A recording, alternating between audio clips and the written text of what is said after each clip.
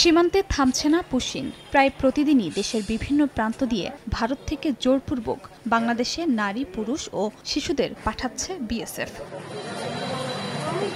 শনিবার গভীর রাত থেকে রোববার সকাল পর্যন্ত সিলেট বিভাগের বিভিন্ন সীমান্ত দিয়ে ১৫৩ জনকে জোর করে দেশে পাঠিয়েছে ভারতীয় সীমান্তরক্ষী বাহিনী বিএসএফ। খবর পেয়ে তাদের আটক করে বিজিবি। এদের মধ্যে সিলেটের বিয়ানীবাজার উপজেলার ৯ গ্রাম সীমান্ত দিয়ে ৩২ জন, মৌলভীবাজারের বড়লেখা উপজেলার পাল্লাথল সীমান্ত দিয়ে ৪২ জন এবং শাহবাজপুর সীমান্ত দিয়ে ৭৯ জনকে বাংলাদেশে পাঠানো হয়।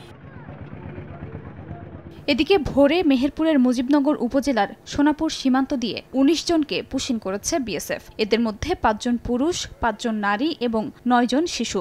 জাতীয় পরিচয়পত্র না থাকায় বাংলাদেশি কিনা তা নিশ্চিত হওয়া যাচ্ছে না বলে জানিয়েছে পুলিশ। বিআরটিসি বাস কাউন্টারে অবস্থান করার সময় আমরা গোপন সংবাদে জানতে পেরে এদেরকে আটক করে থানায় নিয়ে আসি। আটক ব্যক্তিদের বেশিরভাগ ভারতে কাজের জন্য গিয়েছিলেন বলে জানিয়েছে পুলিশ। খাদিজা স্বপ্না, সময় সংবাদ।